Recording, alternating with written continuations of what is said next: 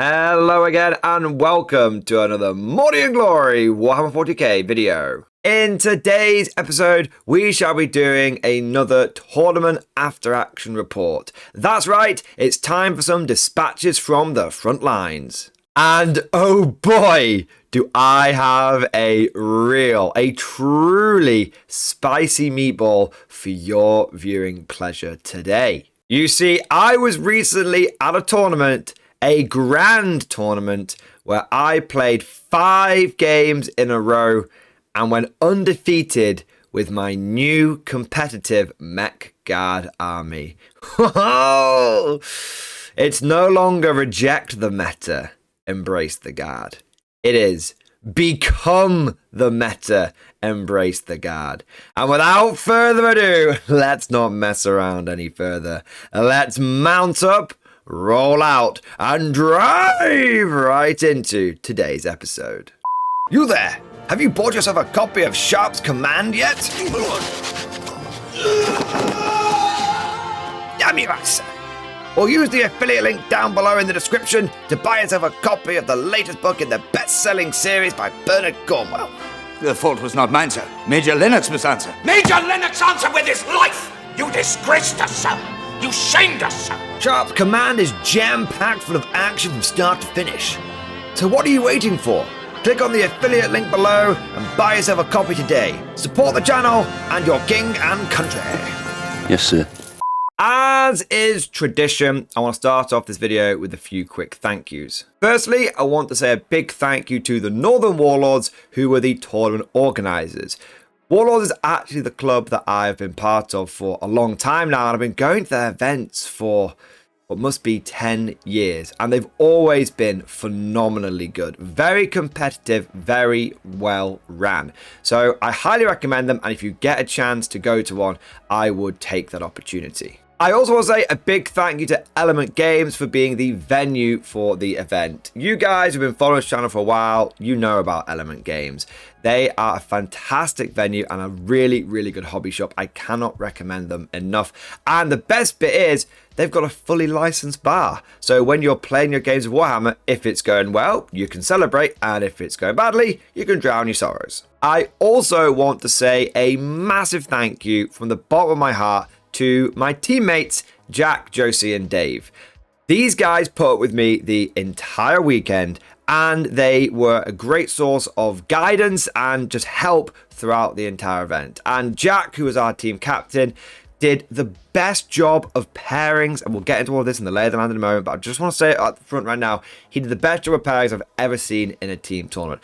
Always got a good match, but always got a good board, and that was thanks to him just smashing it with doing the team pairing. So big thank you to Jack for being our captain. Huge thank you to Josie and Dave for being the teammates. And guys, thank you just to every single one of you for having me on your team. And of course, I want to say a big thank you to all of my opponents for this tournament, because every single one of them was a total gent, had no issues whatsoever, and every game was just played really well and very cleanly with great sportsmanship. But with all that said, let's not mess around. Let's get into the video proper, and we'll start off with the list overview. As per usual, I have done a separate video deep diving the list, and you can find a link to that down in the description. That video goes into the nitty gritty detail of the list and my thoughts and tactics behind it, but I'll give you the summary of the units that I took right now. Leading the army, I had 2 tank commanders, one of which was my warlord, who had been enhanced to be a grand strategist, allowing him to do 2 orders. Both tank commanders were equipped with demolisher cannons, las cannons, plasma cannons, heavy stubber, and hunter killer missiles. In addition to the tank commanders, I had 3 Leman Russ Vanquishers. Each Vanquisher, of course, had its Vanquisher cannon, and then there was a las cannon, plasma cannon sponsons, a heavy stubber, and a hunter killer missile. These 5 tanks were going to be the main source of damage in my army. They were going to be snapping necks and cashing checks and doing serious damage to any enemy unit that they could draw a line of sight to. But you guys know me, it ain't just about the big guns. I like a nice bit of infantry. And so I had 6 armored fist squads, 6 units of Catachans, each inside a Chimera APC. Each squad of Catachans came with a Voxcaster and 2 Flamers, and each Chimera had 2 heavy bolters, a heavy stubber, the lasgun array, and a hunter-killer missile. Not only did this give me considerable firepower and add 6 additional hulls to my vehicle fleet, but it gave me a solid core of mobile battle line and objective control. Each one of these chimeras could scout move 6 inches and then move 10 inches, and it could dump out 20 objective control onto a primary objective. And last but certainly not least, I had my support elements. Starting off, there were 2 5-man squad of Scions, each with a melter gun, a plasma gun, and the Sergeant, a plasma pistol, and power fist. And these guys weren't really there to do any damage. If they managed to do some, it would be a Brucey bonus. They were really there to get me objectives like establish locus in my opponent's deployment zone, maybe a bit of containment, or also some behind enemy lines. And the final 2 units in the army was a brace of basilisks. There's been some chit, and dare I say chat, around the proverbial guard water cooler about indirect fire being something you don't really want to include in your lists anymore.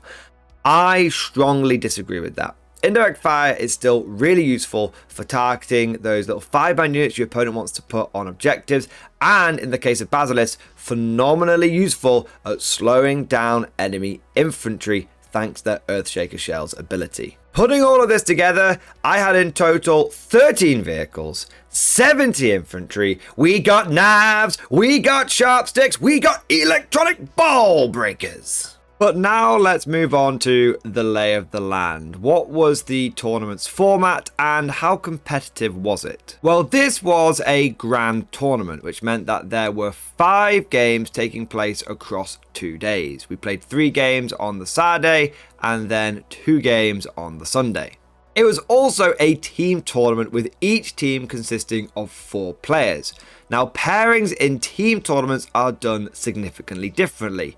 Rather than individuals being paired into each other, teams are paired against each other, and then the captains of each team essentially go through a system of working out which player from each team is going to play each other. Now, I have to admit that this system has always baffled me and I've never quite got it. And so rather than trying to badly explain it, I'll just tell you the impact.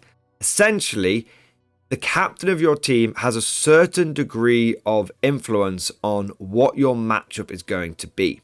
And it is the job of the captain to try and get you the best possible matchup so that you have the best possible chance of winning. Now, remember, the other captain is trying to do exactly the same thing, so it doesn't always go off. But if your captain is able to get you a good pairing and also get you onto a good board, because there's another mini game doing a similar thing to determine which players each round are going to play on each board, then it can give you a significant advantage.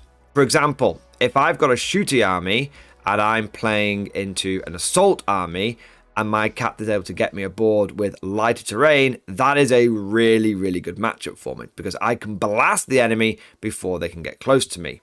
On the other hand, if I don't get a good pairing, I might have a very shooty army and I play on a very, very terrain heavy board, and my opponent is able to just hop from cover to cover and then charge in and tie me up.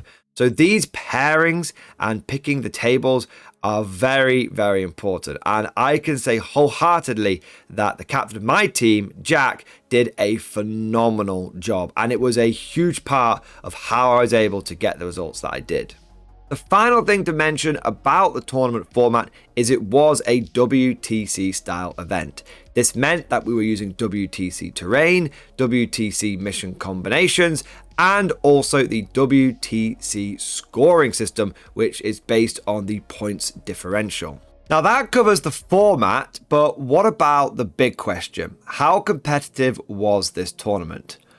It was a bit of a Shark Tank. I'm not going to lie to you. There were a lot of very good players there, and many of the teams that were at the event were using it as practice for the big main WTC tournament later in the year. The vast majority of the lists that I saw and encountered were not Johnny Rambo lists. They were properly competitive lists, ones that had been doing rounds on the tournament scene and were being played by experienced players. And I think that the tournament can be summed up with the unofficial motto of the Northern Warlords Club, which is turn up, get crushed, but get better. This tournament definitely embodied that. But that just about covers the lay of the land. Let's get to the main event. Why you guys are really here, let's look at the games. So in the first battle of the tournament, it was going to be me versus Kieran and his Imperial Guard. That's right, it was hot guard on guard action. And not only that, it was going to be a vank-off because Kieran also had some vanquishers in his list. In Kieran's army, he had the Lord Solar Command Blob. There were 2 Leman-Russ vanquishers, 2 Leman-Russ battle tanks, a Basilisk, 3 Chimeras full of Katachans, and then there were 3 squads of Kazakin, and there was a Giga Blob of Scions along with a 5-man squad of Scions as well. As for the mission that we were playing, it was going to be supply drop. We were going to be deploying on Hammer and Anvil, and the twist, the mission rule, was smoke and mirrors. Speaking of deployment, I went for 3 Chimeras over on the left flank, and I also had a Basilisk in my back left corner just screening stuff out. I then had in the middle 2 Leman-Russ vanquishers and a tank commander, and I also had a Basilisk helping to hold my home objective and screen out the back. And then over on the right flank, I had 2 more Chimeras and a Leman-Russ vanquisher, and I also had a Leman-Russ demolisher. I also had a Chimera that was in between the middle and the right flank. The only units that I put in reserve were my 2 units of Scions, and I put these 2 units of Scions into reserve every single game because that's what they're there for, just to drop down and get secondaries. And the best way they can do that is by being in Deep Strike reserve. As for Kieran's deployment, he put 2 Scout Mirrors over on my right flank. We'll do it all from my perspective just to keep it clear. Also on that flank, he had a Leman-Russ Vanquisher and a Leman-Russ Battle Tank. In the center, he had his Lord Solar Command Blob holding his home objective. And over towards the left, he had a Leman-Russ Vanquisher and a Battle Tank and his Basilisk and his other Scout Mirror. He put a unit of Kazakin on each area. So 1 on the left, 1 on the mid, and 1 on the right. So we could have 1 go for each objective. And in reserve, he went for the Giga Blob of Scions and his 5-man squad of Scions as well. We then rolled to find out which objectives would be disappearing, and the objective on the left flank was going to disappear turn 4, and the objective in the middle was going to disappear at the beginning of round 5, meaning that the objective on the right flank was the one that was going to be worth 15 points at the end of the game. Once all this was done, there was only one last thing to do, and that was find out who was going to go first. We roll off, and I end up getting first turn. I know, me getting first turn, it very rarely happens, but apparently Skinwalker Mordian was in command of this battle. Now, the first thing that I do is I scout move all of my Chimeras forward. I want to go aggressive. I want to push onto these middle objectives as much as possible and try and deny Kieran any possible primary. My thinking here is that the left objective and the right objective, I've essentially got about 30 guardsmen that I can dump on each one with 3 Chimeras as well. And the middle objective, I'm not that bothered about because it's very open and exposed, and anyone who pushes for that is probably going to lose their units. Kieran clearly has a similar thought process because he scout moves a lot of his stuff forward on the left and right flanks as well, but he doesn't decide to scout move any of his Kazakin that are in the middle. Again, clearly noticing that if he moves out early with those, that's just a killing field. We then get into my first turn proper, and I draw for my secondaries, engage north front and area denial. And I was not going to go in the middle, but then I got an objective that let me go in the middle to get points, so hell, best laid plans and all that. So I took the Chimera that had been between the mid and the right flank, and I disembark the infantry out of it into the middle. This gets me 2 points for area denial, but I can't get the big points for it because Kieran's Kazakin are behind the ruin, stopping me from getting the max points on that. I then get the Chimera itself and I move it, and then I move and advance it, and I yeet it as far forward as possible, which allows me to get engaged in 3 table quarters, getting me another 2 points. In terms of damage dealt this turn, there wasn't a huge amount, but there were 2 very key things that happened. Firstly, I could see one of Kieran's scout chimeras with my Vanquisher. You see, there was a line of sight from the right hand side of the board all the way across to the left hand side of the board. And despite the fact this was a very, very dense terrain map, I found that this could happen quite a lot on WTC terrain. When I last played on this terrain, it was when I was using Pure Scions, and I had learned the hard way that you can get shot from long range on WTC on certain boards. And I recognize this as being one of those where there were some weirdly, surprisingly long firing lanes. And so I was able to take one of my Vanquishers and go for a pot shot over into one of Kieran's scout chimeras from my right flank all the way over to his to my left flank. As for the rest of my movement, I push forward the 3 chimeras on the left flank, starting to dominate that objective there. I know it's going to disappear, but I can see I've got more objective control potential there, and therefore I might be able to get 5 or 10 points of that objective before it disappears. I then push forward on the right flank, of course, because that's one that's going to be worth 15 points at the end, so I want to start just locking that down. And then it comes over to shooting. And there wasn't a huge amount of shooting because most of Kieran's was hidden, but there were 2 very key things that happened. Firstly, I take my Basilisks and I targeted his Lord Solar command blob. This was where having my orders in tank commanders gave me a huge advantage, because I could bombard Kieran's Lord Solar with my Basilisks, and it might take a couple of turns, but I can break his orders apart, but he can't do the same thing to me with his Basilisk. And I almost got very lucky. I unloaded with both Basilisks, and I was able to kill 9 out of 10 guardsmen holding the infantry squad together. Kieran made a few lucky 6-up saves, and if he hadn't done that, I very well have been able to split his command blob apart turn 1. But it was going to take an extra volley. That's fine by me though. He's going to get 1 good turn of orders, and then after that, he's going to have the Lord Solar galloping around, potentially at risk. The other big shot of turn 1 was one of my Vanquishers could actually draw line of sight to one of Kieran's Chimeras. Now, what's weird about WTC terrain is it's very, very dense, but there are these strangely long firing lanes that can occasionally crop up. And I could actually see with my Vanquisher over on the right-hand flank, all the way over to the Chimera that had scout moved forward on the left-hand flank. And I just go for that shot. There's no reason not to. And I start off with all the little stuff. I'm able to chip a few wounds off. And then the Vanquisher cannon delivers the coup de grace and just splashes that Chimera and takes out. Puts a hyper velocity round through the side and out of the other side, forcing the infantry to disembark and killing a couple of them in the process as well. But after that, it's time for me to hand over to Kieran. And he has a very similar first turn to me. He takes his infantry from the Chimera that has just died and pushes them onto the left-hand objective, and he supports that push with a unit of Kazakin as well. He then takes his Chimeras on the right-hand side and pushes them forward, supporting them with a Lemurus battle tank.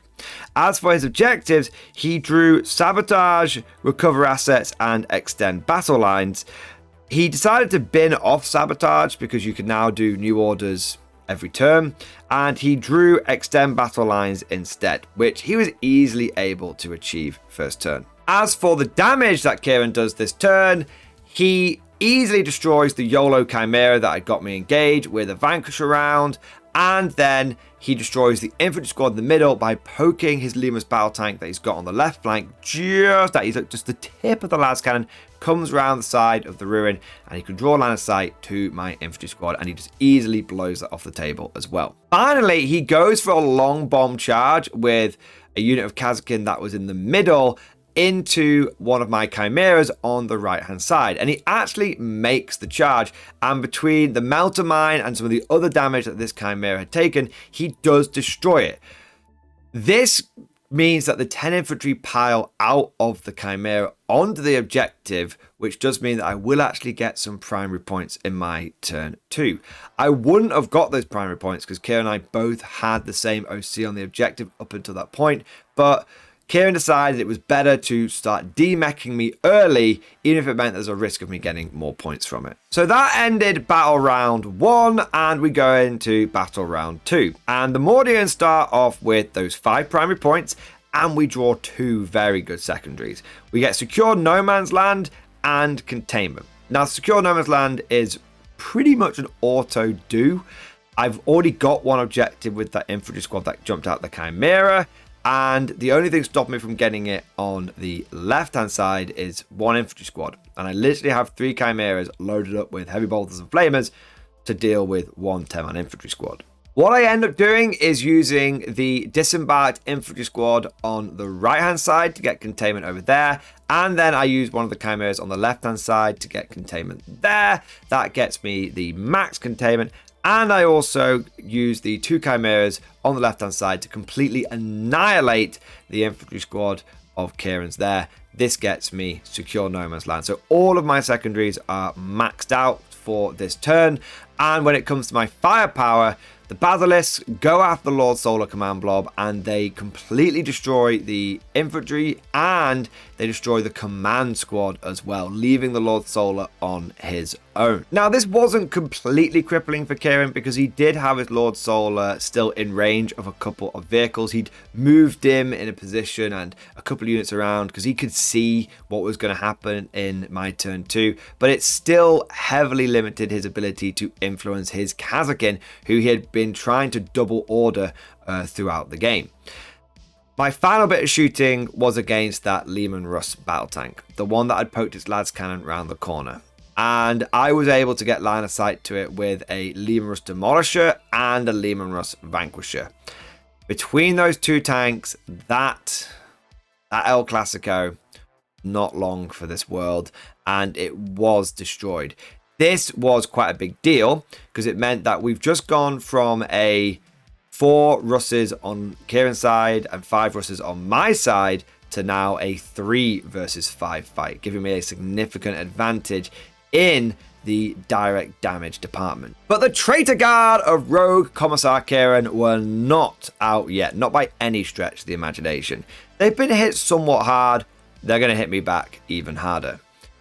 Over on the left-hand flank, a unit of Kazakin come forward to try and sneak that objective away from me, but I get a blistering Overwatch volley from one of my chimeras, getting 4 hits with the heavy bolters, which translates to 8 hits because of the sustained hits, and I am able to combat ineffective that unit along with all the other little shooting, and that is a big deal for me because it means I might get an extra 5 primary points in my turn 3. Over in the right-hand flank, this is where Kieran goes for a big push, and it pays off. Not only does he come forward with another unit of Kazakin, but he also pushes forward with a couple of his Chimera squads, and he actually effectively pushes me out of that right flank. I lose a Chimera, I lose an infantry squad, and once all the dust has settled, the only assets I really have there is 1 infantry squad and 1 Vanquisher and a Lemur's tank commander. That's not a lot of objective control facing down what is a unit of Kazakin, a unit of infantry, 2 chimeras, and a Lemur's battle tank. The final part of Kieran's turn 2, the Giga Blob of Scions drop down. They help do loads of damage on the left flank before charging my tank commander in the mid, tying it up. Essentially taking 2 tanks out of the game, 1 permanently with the firepower destroying their Chimera, and 1 for a turn because I'm going to have to be forced to fall back with my tank commander. So Kieran's guard have been hit hard, but they hit back even harder. But that means my guard have now been hit hard. So I get to hit back Kieran even harder as well. It doesn't really make sense, but the point is that he has gone hard on turn 2, but he has exposed a lot of units. And I want to take advantage of that. First thing I do, On the left-hand side, take one of my chimeras and a few infantry survivors, push forward, and I just clear up the Kazakin that's in front. Because Kazakin are good at the end of the day, but they're just T3 with a 4-up save. And a chimera with a couple of flamers in it, and an infantry and squad with a couple of flamers as well. I get quite good on the random number of shots, and both those Kazakin units are either destroyed or made combat ineffective. As for the unit of Scions that has pushed deep into my lines, I fall back with the Leman Russ Demolisher, and then I hit those Scions with a Basilisk, and I also hit them with the Leman Russ Vanquisher. Those plasma cannons go first for maximum blast, and I also hit them with another Chimera from the left flank, and those Scions basically get deleted. I think there's like the Scion Commander left over on like a wound or something, but they're not an entity that I need to worry about anymore. Finally, over on the right hand side, I take my Leman Russ Vanquisher and I take my Leman Russ Demolisher and my infantry squad, and I push forward. And I am able to clear off the enemy Kazakin to a certain degree, and I'm able to clear off all of the infantry, and I'm able to get enough objective control onto that objective so that Kieran won't get any primary, because Kazakin are like 1 OC each. All it takes is for basically me to remove his infantry and to get my own on there, and boom, that's my objective right there. This means that going into turn 3, Kieran isn't going to get any primary on that objective again, and he's lost the majority of his OC over there. It's not looking good for him at all. In fact, stacking up the casualties now, there's basically no Kazakin left on the board. There's one unit of infantry left in a Chimera on the right hand side, and Kieran has lost one of his tanks, and he has lost pretty much all of his Scions. And my casualties are three Chimeras and basically 3 infantry squads. I'm definitely coming out the other side of this firefight ahead. Going over to the Traitor Guard turn 3, there's really not a lot that takes place.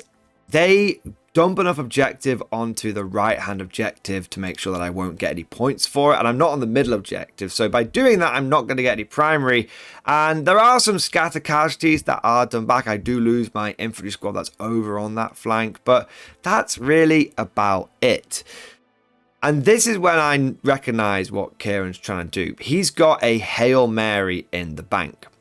You see, he has an infantry squad and a Chimera on that right flank, and he's just waiting there. He's just leaving it in there until turn 5, because he's gone second. So if he is able to just dump that infantry squad out onto the objective turn 5, he guarantees himself 15 victory points. He went second. He scores at the end of the turn. So it comes over to my turn 4, and I see that. And what I do, my turn 4, is I go really hard. I go all in. I push every unit forward now, because he's got no more deep strikers. He's already used reinforcements on his Kazakin in this game. And I push forward, and I'm able to get line of sight onto that Chimera with one of my Vanquishers. I am able to destroy, even with move, instead of take aim, I am able to destroy it. I do have to use a CPU reroll to make sure I get the hits through that I want.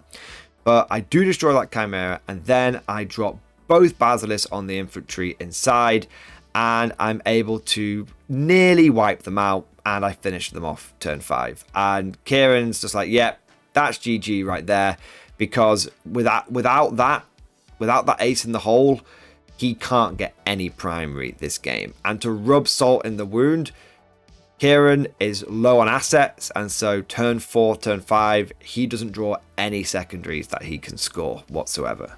And so, after the dust has settled, after many tanks have died on both sides, after much infantry has been slain, the final score was 60 to the Mordians and 39 points to Kieran and his guard. Just want to say, really, really well played to Kieran. He was an absolute gent throughout the game. I thought the Chimera plan was a really good one. It was one that I was also thinking about doing, but Kieran did a good job of taking my Chimeras out first on that flank. And I think it just came down to essentially me being able to...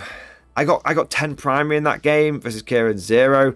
That gave me a bit of an edge there. And also the fact that Kieran didn't get those 15 points at the end. I think if that had happened, that would have been a 25-point swing, and that would have put Kieran on 64 points, which would have taken it from a loss to a draw under WTC.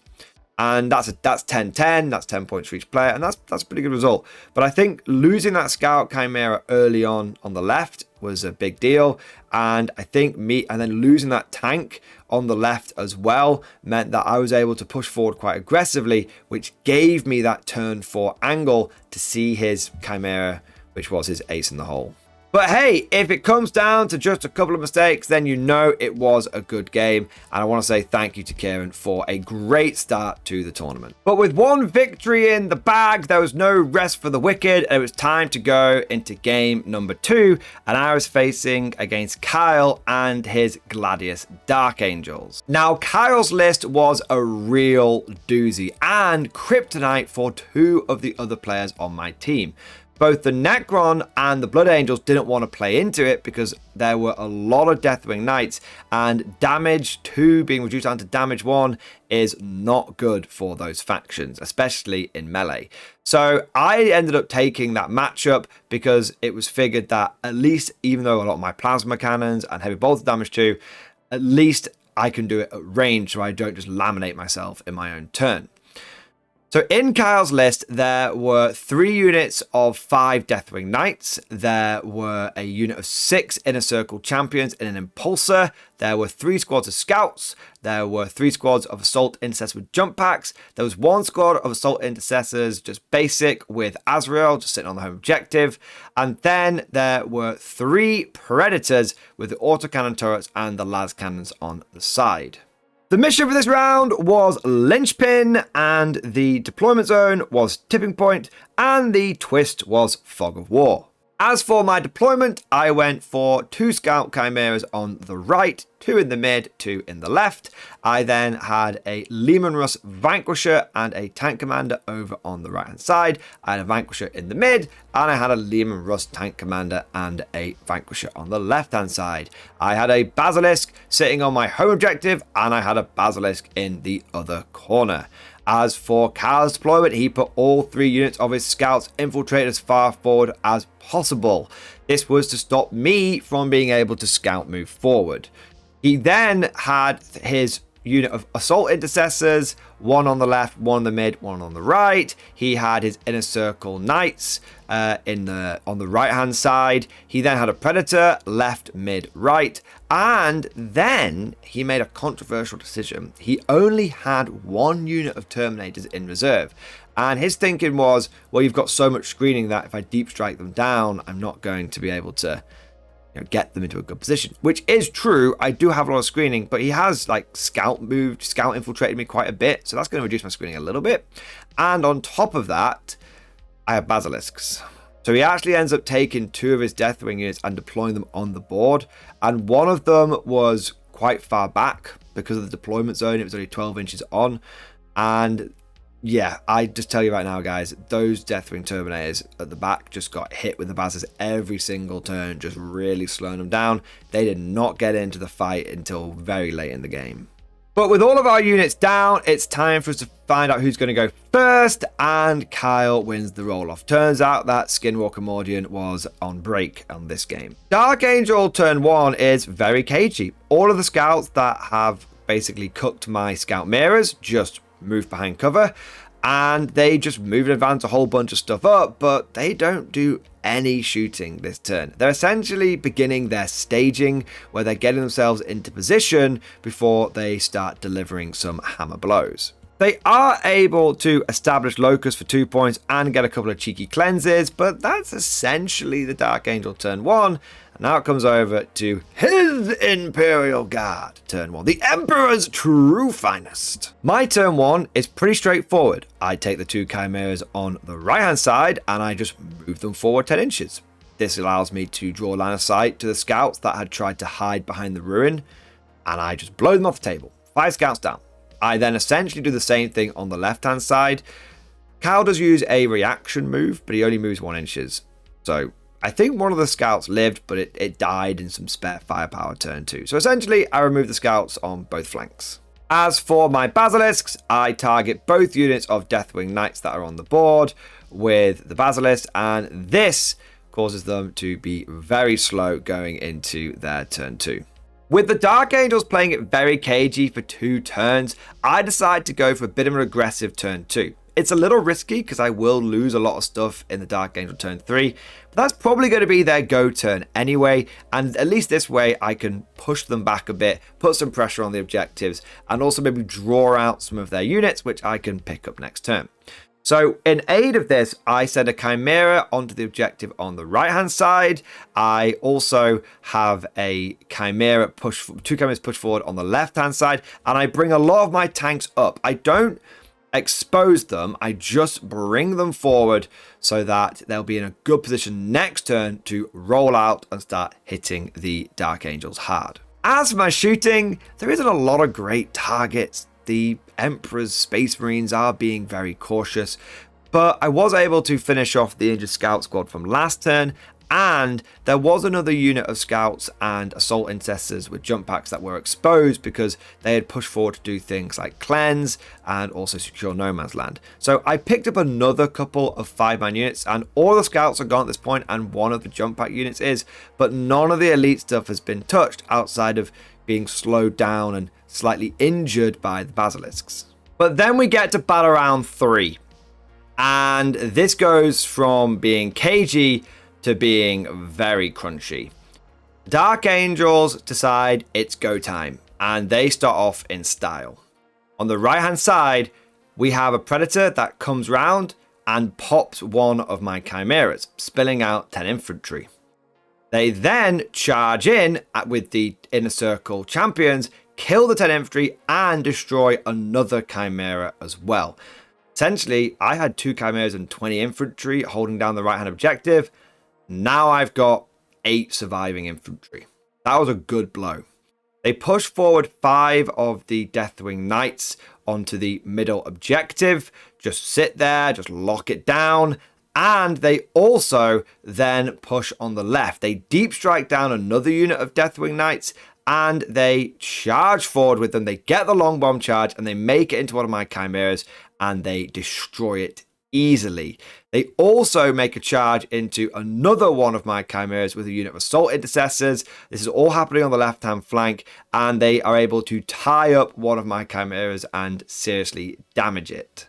And on top of this, despite my best efforts, the unit of Terminators, which I have been basilisking every turn and slowing down on the left hand side, gets a really good advance roll and is actually able to start storming up the board, and they're going to get into the fight turn 4.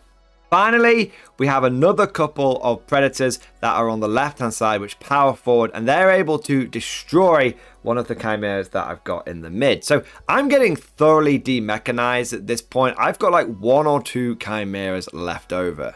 And at first, this vexes me. I'm terribly vexed. But I take a step back and think, hang on, we're going into turn 3, and yeah, I've lost like 4 out of 6 Chimeras, but I've only lost 1, maybe 2 infantry squads. The golden rule with Mech Guard is, if you've still got the majority of your mechanized infantry alive by turn 3, you're in a good position. And I did have the majority of it left over, and a lot of my heavy hitters were still intact as well. And there isn't a huge amount of objective control in the Dark Angel list. So it's time for me to have my turn. Over on the right hand side, I take my Leman Russ tank commander with the Demolisher cannon, and I take 2 Leman Russ vanquishers, and I power them forward. I'm not trying to hide from the Predators anymore. There's 1 Predator on that flank. If it wants to get into a firefight with 3 Russes, it is free to do so. The combined firepower of these 3 Leman Russes and some spare firing from the infantry squad that was getting out of the Chimera, that been blown out of it by the inner circle champions, is able to not only kill every single goddamn inner circle champion in the room, but there's also enough firepower left over to kill a 5-man unit of assault intercessors that had been supporting them. This completely clears the right flank, and there are no assets left in the Dark Angels roster that can get over there. With one side essentially secure, I need to just run interference on the other 2. So In the middle, there's a unit of Deathwing Knights. I just drop a Basilisk Shell on them to slow them down. This essentially means that they won't have the movement to get anywhere meaningful turn 4, so they're just going to stay on that objective, and that's exactly what they do. Over on the left-hand side, I take my remaining Chimera and 2 infantry squads, and I just string them out to make Operation Human Shield. Yeah, all of that stuff's probably going to die, but it is going to protect my Demolisher, my Vanquisher over there, and my Basilisk over there, and give me time to deal damage. And that's all I need right now. I just need to buy some time. I'm actually also able to get an infantry squad that had been blown out of a Chimera in the previous turn onto the objective, and that just denies it for my opponent's primary scoring in their turn 4. As my shooting over there, it's a bit of a mixed bag, but I prioritize going after the fast moving stuff. I don't want Cal to be able to take a unit of Assault Intercessors with jump packs and just boost them over my lines, start tying up my tanks, or going after the middle objective or something like that. So I just focus down the Assault Intercessors, I'm able to kill them, and I'm also able to kill a couple of Deathwing Knights as well. There's still 3 of them left, and there's the other 5-man squad that's going to be getting into my face next turn, but I do drop a Basilisk on the other 5-man squad just to, again, continue slowing it down. Deathwing turn 4 rolls around, and they're in a bit of a strange position because it feels like they've got the momentum right now, but it's all kind of just happening on the left. They can't do anything to the right-hand flank anymore. The only thing they've got in the middle is a unit of Terminators, and all that's doing is sitting on an objective. And so it's just what can they make happen on that left-hand flank, and they have to just go through this guard screen. Admittedly, that's what they do.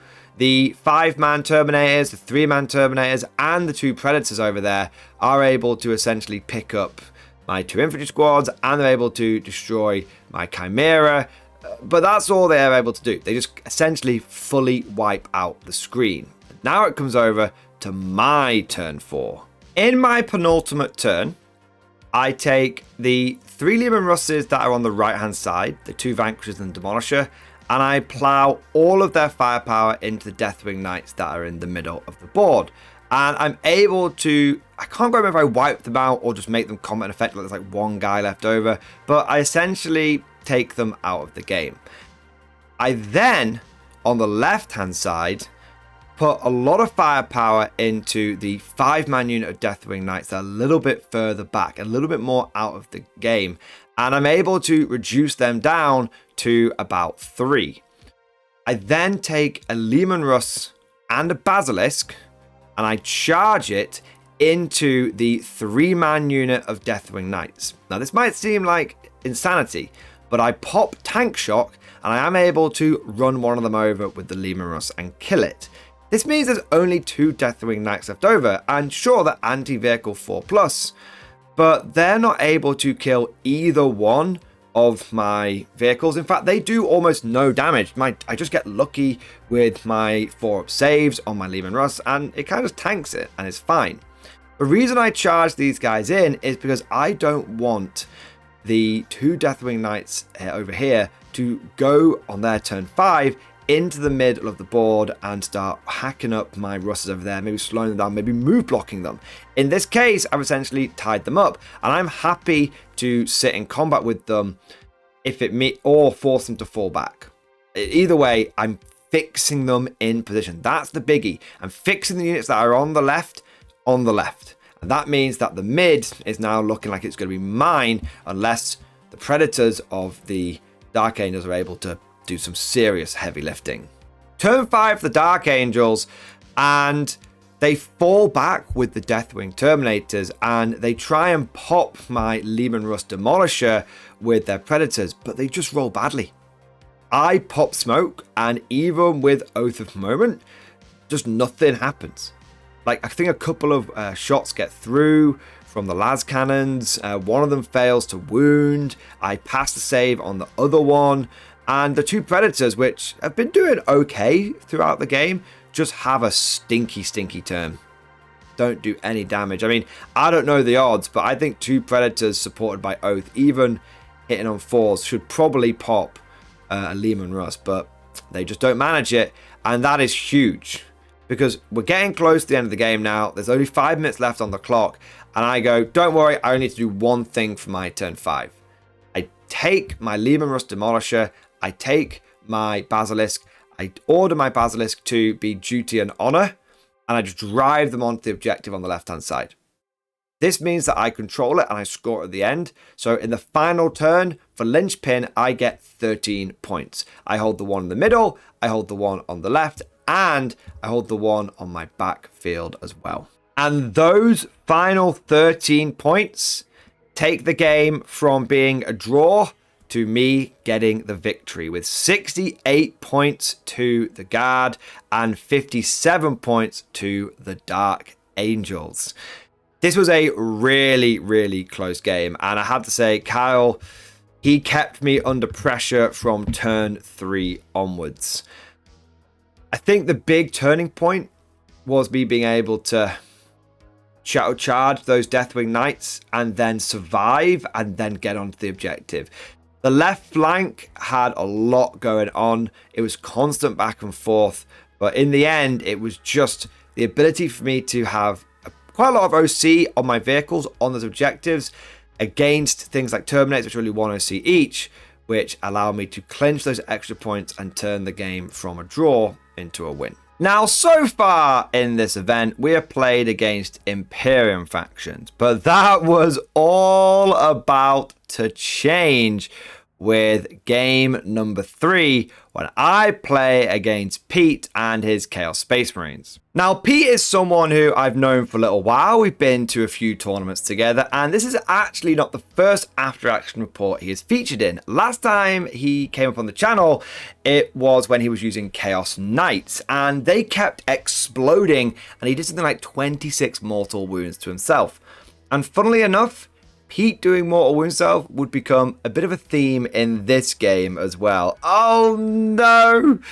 But we'll get to that when we get to it. Now for his list, Pete was running what could be considered one of the best Chaos lists right now. In fact, this list recently won a Super Major whilst being piloted by Josh Roberts, who's the head of the GW Balance team and one of the best players in the UK right now. The list consists of 2 Vindicators and a Predator, and then we've got 3 units of Legionnaires, 3 units of Chosen, each led by a Chaos Lord, a couple of units of Rubrics, and then we've got 3 Rhinos, which pretty much all of that stuff's piled inside of, and we have got a unit of Cultists. Everything is put into the Renegade Raiders attachment, making it surprisingly mobile. It is speed, violence, and momentum.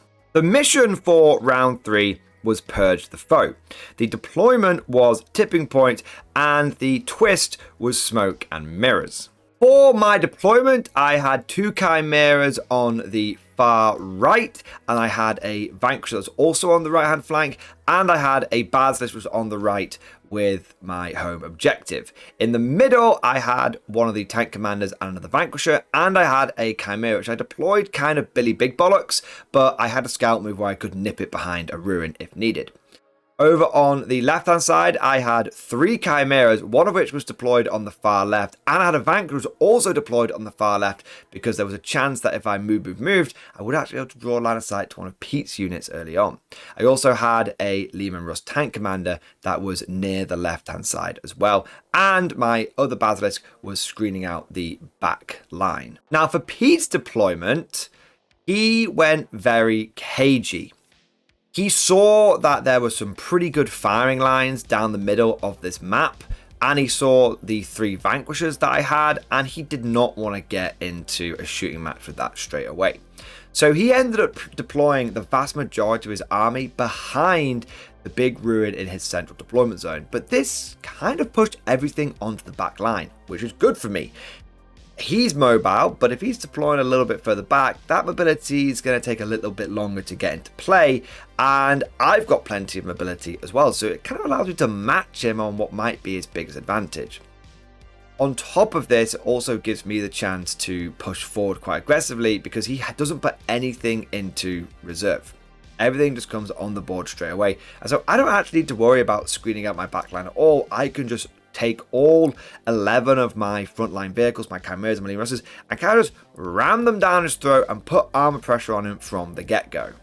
We roll off to see who gets the first turn, and Skinwalker Mordian is back, baby! And I am able to go first, and I do exactly what I just said. I go balls to the wall. This might be the most aggressive game that I have, and that's because I know that Pete's got a lot of potential anti-tank, but a lot of it's like melee orientated, and I'm kind of okay if he flies in, blows a bunch of chimeras up, and then I could just swat him on one side with all of my Lehman Russes whilst protecting a lot of my objective control with the infantry squad just piling out of the ruined transports. Over on the left-hand side, the first thing I do is I move forward a Chimera right down the left-hand flank, and I move the Vanquisher right down there. I give move to the Vanquisher, and I am able to see straight away one of Pete's rhinos. I am able to destroy that rhino with the Vanquisher, and then between one of the Chimeras and also my Basilisks, I'm able to essentially destroy the 5-man rubrics that pile out and slow down the unit of Chosen that get out as well. That all happens on the left-hand flank. In the mid, I just push forward a Chimera onto the middle objective. I think there's nothing that's likely to be able to get the charge on me turn 1, and if Pete wants to destroy it, I'll just get my infantry out, no problem. Going over onto the right-hand flank, I push forward with a couple of Chimeras, and I actually move and advance one onto Pete's natural expansion. His objective that's just outside of deployment zone, but near to his side. And that means if he doesn't take me off that objective, there's potential for me to get some good Purge the Foe points there. I do push up the rest of my Lehman Russes, but I keep them out of line of sight because I'm not sure where that Predator is going to go. I'm not worried about the Vindicators turn 1 because they're relatively short range with Demolishers, but I don't want to lose a tank early on to a Dark Pacting Predator. In my first turn, I was able to pick up a total of 8 points because I was able to get 4 points on Purge the Foe for killing a unit, and I also got 2 lots of no prisoners for another 4 points as well. Moving on to Chaos turn 1, Pete plays it pretty cagey, but he does throw a bit of spice in there as well. The majority of his units stay out of line of sight. The Vindicators move over to the right-hand flank. They start getting themselves in a position where they can throw shells into the middle of the board. But over on the left, he moves the Predator from the mid to the left, and he Dark Packs and does 3 mortal wounds to himself, which he then goes and fires into the Chimera and leaves it on 1 wound. So he doesn't even get the transport that he wants. He then takes a unit of Chosen and he pushes those forward, and he actually goes after my natural expansion objective there, and he does actually charge through, and he is able to get onto that objective with more OC than I am, and he is able to actually do a whole bunch of damage to one of my Chimeras, but he doesn't actually manage to destroy it either. Gets a little unlucky on some of his dice rolls. I think he damages a couple of Chimeras, but doesn't quite kill either one, and he damages the other Chimera, the Predator. So essentially, all the Chimeras on the left-hand side are damaged, but they ain't destroyed. And that's pretty big, because that allows me to stay safe inside with my objective control. To rub salt in the wound, the 2 objectives that Pete draws, behind enemy lines and recover assets, he can't get turn 1. So he has to bin both of those off, and he kind of falls behind on the points early on. But we then get to his Imperial Guard turn 2, the Emperor's True Finest, and we had a few opportunities to deal some damage. Firstly, we draw for our objectives Defend Stronghold and Storm Hostile Objective. Now, Defend Stronghold is an easy 3 points, and I get that, no problem. The funny thing is Storm Hostile Objective. Because that Pete had chosen onto my natural expansion, it meant that I could kill those Chosen and I would get Storm Hostile Objective. And that's what I do. I have to pull back with the Chimeras, but I've got the Demolisher, I've got the Vanquisher, and I've got another Chimera around there, the one that's been pushing forward that's on 1 wound. And I put all of that firepower into the Chosen. I think it takes a little bit of supporting fire from the Basilisks as well, but all of those Chosen do go down. And that gets me not only Storm Hostile Objective, but it also gets me a kill for Purge the Foe. And that's 1 of 3 big heavy hitting combat units which have now been dealt with. Also on the left hand flank, I push forward with my Vanquisher, and I can now draw line of sight onto the enemy Predator, and I fire the Vanquisher cannon, I get the hit, I get the wound, Pete failed to save, and I roll a 3 on the damage, doing 9 wounds and delivering a perfect kill shot to the Predator, knocking it out. And if you look at that left flank now, there's very little chaos over there. They've lost the Chosen, they've lost the Predator, they've lost the Rhino, and they have lost the Rubrics. The only thing standing between me and the enemy home objective is 10 cultists. To make matters worse for the Forces of Darkness, I take my infantry squad that's in the Chimera on the right hand side, that's just sort of poking onto Pete's natural extra objective, and I charge them into both Vindicators. Now, between some Overwatch and some combat, I am actually only able to tie up one of them, but that is one less Vindicator that's going to be hitting me in a meaningful way. Sure, it can fire a combat, but it'll probably be forced to fall back. It's just not good. So even though I haven't destroyed it, I have managed to tie it down for a turn. The second turn for the CSM sees them hit me back surprisingly hard. I have to admit, I thought I had them on the ropes, but it goes to show how fast and deadly Renegade Raiders is. On the left-hand flank, the one that I think I pretty much cleared, a unit of Chosen gets out from a Rhino that's literally behind like the ruin in the middle of Pete's deployment zone, and then moves and then advances, and it gets a good advance. I'm not sure if it's an auto advance or if Pete just rolls a natural 6, but these guys end up going 15 inches out of the transport, and they get an easy charge onto my Chimera and onto my Lemurus Vanquisher over there, and they wipe them out. They destroy them. The infantry in the Chimera are able to get out, but I lose both of those vehicles. And what was looking like a very strong push towards the enemy home objective has now just been countered in one single stroke. So well played to Pete for just shutting that threat down in one go. As for the middle, Pete gets one of his Vindicators and he dark packs it. He fails the test. He does 3 mortal wounds to himself, and then he fires that Vindicator into one of my Leman Russes. And it's only thanks to me popping smoke that I'm actually able to keep that Leman Russ tank commander alive. But I take some hefty damage and I'm almost degraded. Finally, on the right hand flank, a unit of Chosen, another one, charges into the Chimera and the infantry squad that have been messing around with Pete's natural objective, and just clears all of them away. Just gets rid of them. And now on the right hand flank, what had looked like a strong push as well with 2 Chimeras and 20 infantry is now a single Chimera and 10 infantry. So my pushes, my aggression is being countered. It is being locked down. The only good news from this turn is Pete is really struggling to get his secondaries. He ends up putting a unit of Legionnaires into the middle of the board to get area denial, but that's it. End of turn 2, the only secondary points Pete has been able to pick up is 2 for that objective. The other ones he's not been able to achieve. Battle round 3 begins with another push by the guard, but we're starting to lose a bit of momentum. Over on the left, I just create a human shield with the infantry to try and slow the Chosen down. They're going to have to blast through them before they can start threatening my natural expansion. I drop down a unit of Scions to go after the cultists on the home objective, and essentially those Scions and one of the Basilisks are able to easily pick up all 10 of the cultists, and I do not stop Pete from having that home objective though, because cultists are sticky. But hey, it means that next turn I can move on to it and then hopefully deny Pete his home objective for Purge.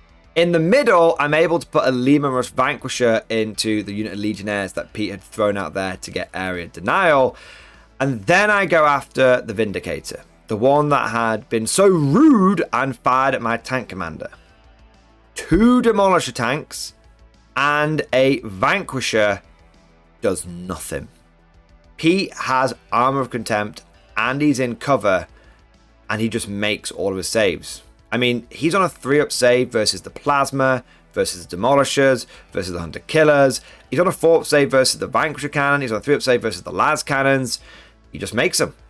He just makes every single one of them. I'm not even sure if he has to do the CP reroll.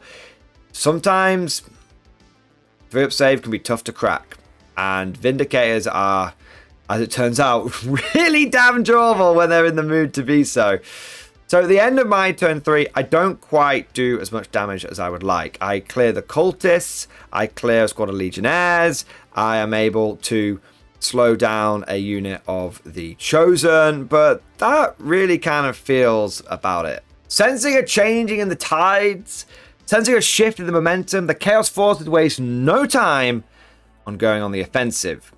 The chosen on the left-hand flank blast through my human shield and are now in a position next turn to start threatening my natural expansion objective on the left flank. Their home objective, they take a rhino that's now empty, that was behind their middle ruin, and they move and advance it. They get a good advance roll, and they're able to get that rhino onto their home objective. And they also gun down a number of the scions as well, meaning it's very unlikely I'll be able to take that home objective away from them now.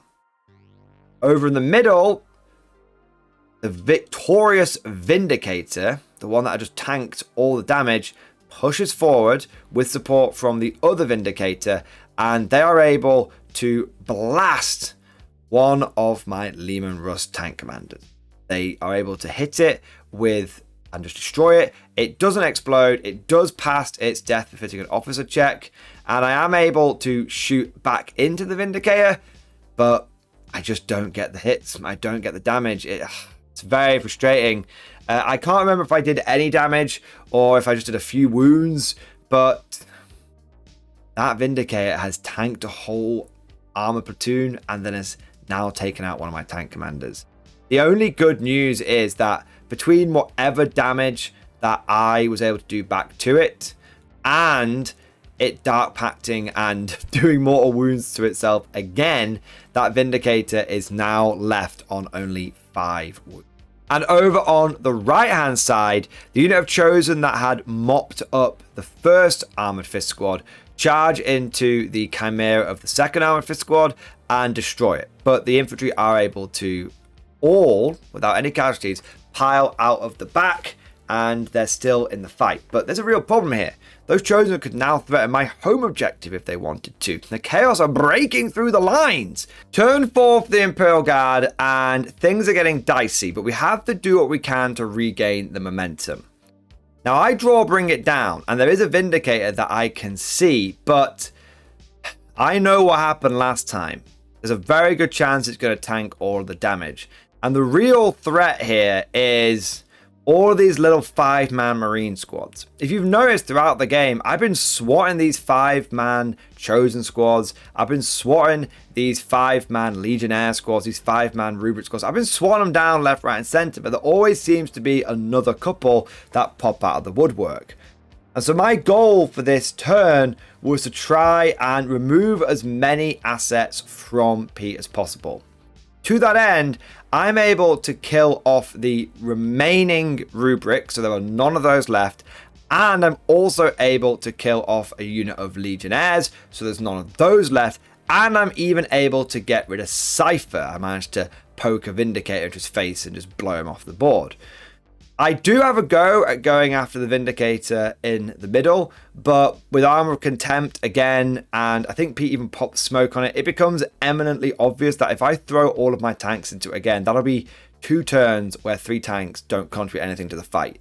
So instead, like I said, I focus on these other units, and I'm able to weaken the Chosen on the left flank, weaken the Chosen on the right flank, get rid of the remaining regular power armor dudes, and I almost get rid of the Rhino. The Scions that had survived the Rhino's onslaught in the back left corner actually get a good melter shot on it, a good grenade launcher on it. But unfortunately, I put both Basilisks into the Rhino, and I just do really badly on my shots. This does mean I miss out on Bring It Down, although I'm kind of confident I'll be able to get it turn 5. But at the end of my turn 4, Pete has got an injured unit of Chosen on the left flank, an injured unit of Chosen on the right flank, and he's got a very injured Vindicator, and he's got another Vindicator as well, which I think has also done some mortal wounds itself via Dark Pact. And that's kind of it. So there's not a lot left on his side. Going into Pete's turn 4, he uses the Vindicator in the middle to destroy my tank commander, but I'm able to fire back and I destroy his Vindicator in return, which does get me my Bring It Down points, which is nice. And then I am able to tank the damage from one of his chosen squads on the left-hand side. It goes in, it kills the Chimera. That's fine. My infantry spill out onto that objective, keeping it under my control. The one thing I was surprised about is Pete did not send his other unit of chosen to hit me this turn, and he actually ended up waiting until turn 5 before that last asset came into play. Speaking of turn 5, by the time we get there, both sides have almost got nothing left. On the left-hand flank, I have a unit of Catachans. In my turn 5, they're able to flamer down one chosen, and then in Pete's turn 5, I overwatch and flamer down another chosen, but it turns out that a couple of chosen and a Chaos Lord are more than enough to kill a unit of 10 Catachans. What I find so amazing about that left flank is how much it turned around. At the beginning of the game, I was storming down there, Chimera, Lemur's Vanquisher. I was threatening that home objective. By the end of the game, I had lost the left flank entirely. And all it took to turn that franchise around for the Chaos was 2 waves of chosen led by Chaos Lords. They are phenomenally powerful units. Over on the right-hand flank, Pete is really running low on assets at this point, and so he is unable to hold that natural expansion objective, and he goes the rather controversial decision of, rather than just putting something safe on there and maybe scoring extra points, he wants to get kill more and hold more, and the only way he's going to do that is by pushing everything he's got into the mid, because I, in my turn 5, basically pushed everything I had into the mid to try and stop him from holding more. Now, he actually goes for the big push, but the remaining Vindicator, for the first time, has a whiffer. Every single time that Pete's rolled these Vindicators, he's rolled like a 1 on the shots and then CP rerolled it and got a 6, or just naturally rolled like 6 shots in it. This time he rolls a 1 on the shots, he CP rerolls it, and he gets a 1 on the shots. Meaning that when I pop smoke, that Vindicator basically does nothing to me. It comes down to the last unit of Chosen who come barreling in, and they do destroy the Chimera on that side, but on the middle, but the 10 infantry inside just pile out, and so I get to keep holding that objective. Pete really wanted to destroy the Chimera shooting and then kill the infantry in combat, but by not being able to do that, it meant that I was able to retain control of that objective, meaning that I held 2 objectives, the middle and my home one, and Pete held 2 objectives, my left objective and his home one. And because he'd not put anything, he'd not gone with the safe option and not put anything on his natural expansion objective, that meant he missed out on hold more. That cost him 4 points. Rub salt in the wound, in my turn 5, I had actually been able to establish Locust in his backfield because I had my other unit of Sounds which just deep struck down into the back right corner, turn 3, and just basically waited there. Waited for Teleport Homer, or in this case, established Locust to come up, and that got me 4 points. So in a weird sort of way, I got a cheeky extra 4 points in the final turn of the game, and Pete missed out on 4 points, leading to an 8-point swing. And because of that gamble not paying off, it meant that the final score was 71 to the Chaos team and 77 to the Imperial Guard, giving us a 6-point lead, making it not only a win under GW points, but also an 11-9 win under the WTC points as well. What a phenomenally close game, and so much fun as well. Possibly the most fun I've ever had playing against Chaos in my entire Warhammer career. It was good banter, good sportsmanship, back and forth, and I honestly think Pete played a little better than I did. What I think cost him the game was his secondary score. He only picked up 17 points on secondary to my 31. Now, that could have been because he had a little bit of bad luck. He had a few cards that he struggled to pick up. But it was also, I think, a case of because I pushed him quite aggressively, he never really made it into my half of the table until turn 4, turn 5. And yet I was in his half of the table basically from turn 2, turn 3 onwards. But with that game over, that was the conclusion of day 1. And my team had successfully won every single round of the first day, which meant that day 2, we would be playing on table 1. And we were going to play against the team that was slated to win the event. We were playing against the top dogs. And day 2 was going to really ramp things up. And in round 4, I would once again be paired into the forces of darkness.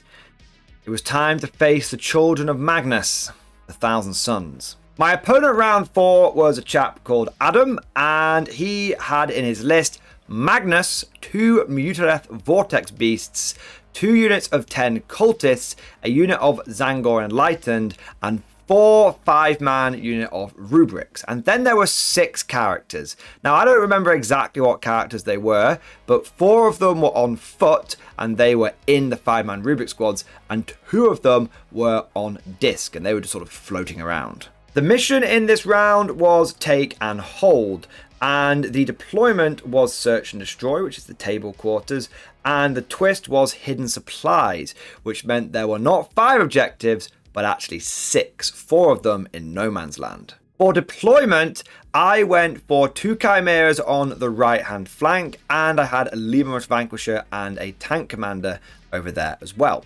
In the middle, I had a Lemurus Vanquisher and a chimera that were hiding behind the big ruin, and then over on the left hand flank, I had 3 chimeras, a Vanquisher, and my other tank commander. In the back corner, I essentially had both of my basilisks, one of which was towing on to the home objective to make sure that it stayed mine. As for the deployment of the mystical magical men, they went for a Mutaleth Vortex Beast, a unit of cultists, and a unit of rubrics on the left. They had a unit of rubrics screening out their back line, a unit of rubrics holding their home objective, and then they had a unit of rubrics, the cultists, the 2 sorcerers on disc, and the Zangor Enlightened, and the Mutaleth Vortex Beast on their right flank. And then it came down to place Magnus. Now, Magnus almost went up front, but my opponent decided he did not want the risk of me banking him turn 1. Because if he had put him basically slap bang in the middle, up front, ready to go loud and proud, I could have got at least 2 Vanquishers on him turn 1. Possibly all 3 with the benefit of move. And so my opponent decided to actually essentially backline Magnus.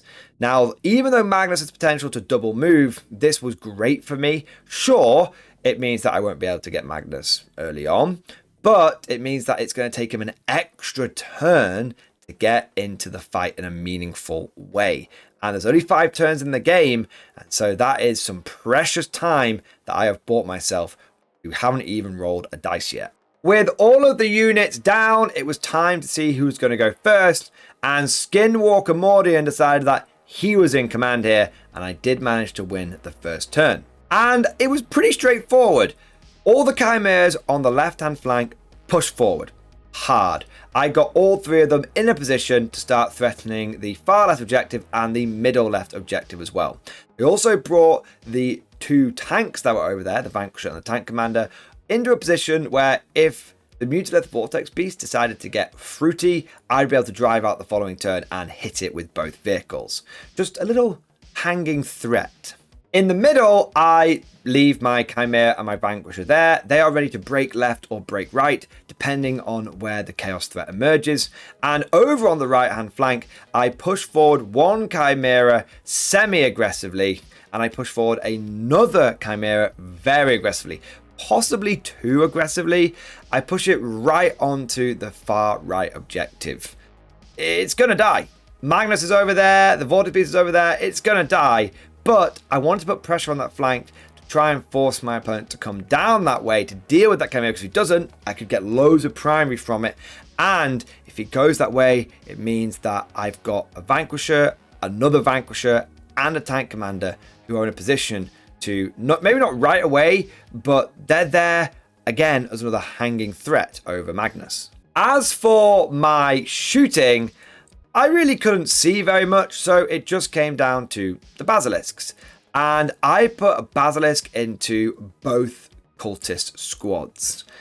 This meant that it was going to be very hard for my opponent to get on to the objectives early on. Thousand Suns turn 1 is really quick.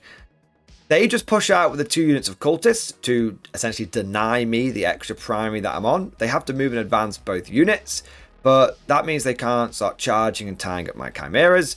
And the only other thing that happens is Magnus. He comes down the far right flank, he double doom bolts the chimera to death, and then he zaps the infantry inside to death. Battle round 2, and I decide to consolidate my position. I take one of the chimeras that's on the far left flank and I push it to the middle left, so now I've got that objective under my control as well. I have the other 2 chimeras sit on the far left objective, and I push my Vanquisher across the gap to the far left as well, so it's in a position, so if the Mutileth decides to go down that far left flank, I'll be able to push the Vanquisher against it, and if it decides to break more towards the center, I'll have the Vanquisher and Demolisher that can cover it. In the middle, I just take a unit of infantry from the chimera that was just behind the middle ruin and just push it into the middle, and I do that to get maximum area denial. That gave me 5 points, and I also got 5 points for extend battle lines as well. Over on the right flank, I don't push too hard, I just basically wiggle the chimera out so it can see the cultists. And as for my shooting, that chimera burns all the cultists to death. The other chimeras on the left flank burn the second unit of cultists to death, and then I hit both unit of rubrics, the one that's in the middle and the one that's on the left hand flank, with the basilisks. I inflict a couple of casualties on both squads, but most importantly, I slow them down. Now, this is a really important development, because let's take a look at my opponent's situation going into turn 2. They have all of their big stuff left over, sure. But they have 2 units of rubrics which they can't afford to move off the back line, because if they do, I will drop my Scions in there. And they have the other 2 units of rubrics, the things that they really want to be going after the objectives with, and now they cannot physically move and advance far enough to get onto those objectives. This means that my opponent is going to be forced to use his big stuff to move onto and hold objectives rather than pushing me aggressively with it. This means that I have bought myself more time, and time is in my favor. The longer that I can just start establishing and consolidating my position on those middle objectives, the longer that I can just chip away at its force, take out those small objective holders, the longer I have to remove vital assets from my opponent's army, and I'm not taking all that much damage in return. As a result, the Chaos turn 2 is again very cagey. Over on the left hand side, the Mutileth Vortex Beast and the Rubrics don't move out. In the middle, all that happens is a unit of Zangor Enlightened go from the ruin that's in Adam's deployment zone to the ruin that's in the mid, just hiding out of line of sight. And over on the right hand flank, Magnus does push forward and he does Doombolt another Chimera, and the infantry squad does pile out. He tries to zap one of my Lehman Russes, but I've got quite a lot of CP in the bank, and I go for Armored Might, and Armored Might actually completely fucks Magnus over, because all of his shots go from like damage 2 and damage 3 to damage 1 and damage 2, and the Lehman Russ just survives, only taking sort of 4 or 5 wounds. The big thing that happens though is the Mutileth Vortex Beast pushes out onto the objective that's on the far right hand side, but it is in line of sight. And rather than shooting with it, Adam decides to try and recover assets with it. Now, on its own, this wasn't a terrible decision. It does get the Vortex Beast onto an objective, and it probably wasn't in range to do much meaningful damage anyway, so it gives it something to do. But the problem was that it's now visible to 2 Vanquisher tanks and a Chimera in my turn 3. And if I kill that, not only do I stop Adam from getting 5 primary, but I also stop him from getting 3 recover assets. It just becomes the #1 target of the turn, and that's absolutely what I go after. So the first thing that I do is I draw my secondaries and I get engage in all fronts and secure no man's land. I'm able to get engaged for all 4 points because of my deep striking scions. I actually put 5 on my home objective because I'm thinking Magnus is going to make a big push for that. But I put the other 5 in the back sort of right hand corner, and I'm able to shoot at the Mutalith Vortex Beast with them. Now, the plasma bounces off, but the melter manages to go through. And I get the big 6 damage, and even with the 5 at Feel No Pain, I managed to make 4 wounds stick. And then I make another wound stick thanks to a cheeky hotshot lasgun finding a chink in the armor. But then we get to the main event. The Double Vanquisher and Chimera versus the Mutalith. Now I fire the Chimera first. The heavy bolters, despite getting a really good number of hits and wounds thanks to lethals, don't manage to do any meaningful damage. I am able to slip a wound past with a cheeky lethal hit heavy stubber, and I do force the CP reroll out of Adam with the Hunter Killer missile. I then fire one of my Vanquishers. Now the end result is that the Vanquisher manages to get like 1 or 2 more wounds through on the Mutalith Vortex Beast, but the big thing is I get rid of the... There's like a stratagem to like blanket damage, that goes away. And there's also a Cabal point that allows Adam to re-roll a save as well. And that goes away thanks to the Lascan and the Hunter Killer and the Vanquisher just stacking up these big hits onto the beast. So it comes down to the final Vanquisher. Sneaker wound pass with a heavy stubber. Adam saves the damage from the Hunter Killer. And he manages to save the Lascannon. Plasma cannons are able to get a wound or 2 through as well. But then we've just got 1 shot. The big Vank. I roll to hit. I miss. CP reroll. I get the hit. I roll to wound. I fail. Inbuilt Vanquisher ability. Reroll. I pass. Adam rolls his save. It's a 5 up. And he fails it. There's about 7 or so wounds left on this Mutalith Vortex Beast. It's got a 5 up Feel No Pain. I need a big hit here. I roll the damage. Beautiful Commissar face. Stares up. And we get the big 12. Adam makes a really good go of passing the Feel No Pains and almost makes it. But it comes down to just too much damage. And the beast is brought down. Bring it down, men. Splash 1, flat top. Ugh. It came down to the very last shot. Came down to the very last save. Came down to the very last damage. The very last Feel No Pain. But we got the big bitch. And that was an 8-point swing right there. 5 points denied and from the primary and 3 points denied from recover assets. And it's an asset, a big boy, a big asset taken out of the equation. And bear in mind, we're like cooking the little assets with the Basilisk, and now we're starting to hurt the biggies. We are starting to make the Chaos forces bleed. Chaos turn 3, Thousand Suns 3rd round, and it's both cagey and very aggressive. On the left hand side, the Rubrics, the Mutalith, continue to just bide their time. And I can see that Adam wants to go for that turn 4, turn 5 push to try and get me off that objective there. In the middle, Adam draws Area Denial. It's the only objective he can draw because he still technically has recover assets in his hand. And he's able to get that with the Zango and Light. And they just sort of fly around there. No dramas whatsoever, getting the big 5 and Area Denial.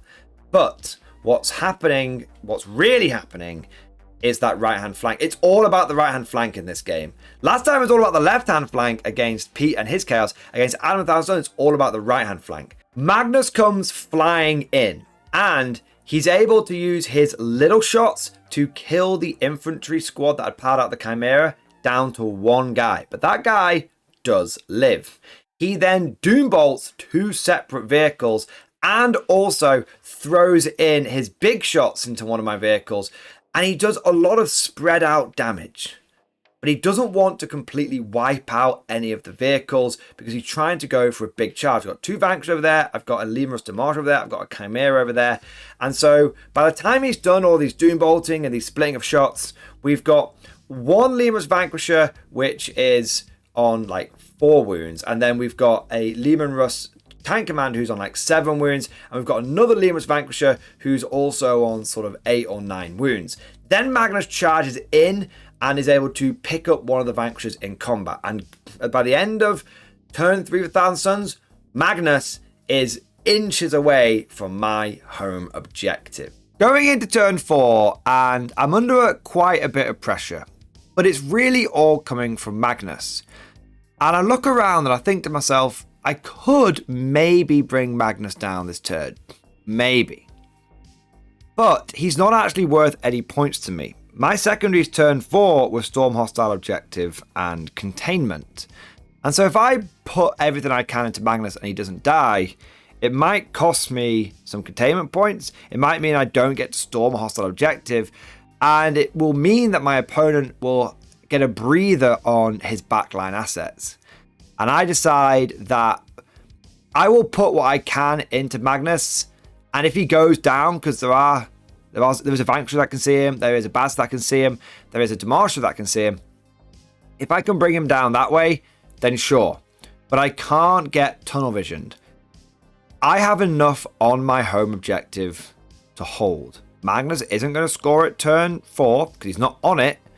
And I reckon I have enough to deny it to him turn 5. I've got my Scions inside a Chimera. I've got 2 Basilisks, they're 3 OC each. And I've got a Chimera and I've got a Leman Russ Vanquisher. That's a hell of a lot that Magnus single-handedly has to clear off. With that in mind, I decide to get my secondaries in the bank first. I use a Chimera that's on the middle left objective to clear off the Zangor Enlightened. They've been doing some cool area denial stuff, but by clearing them off, I was also able to get Storm Hostile Objective. That was 5 points in the bank. Now, that was a Chimera that could have shot at Magnus, but I went, you know what, just focus on getting the secondary points. Focus on getting the points in the bank. I then took one of my infantry squads in a Chimera and on the upper left, and I used that to get containment on that side.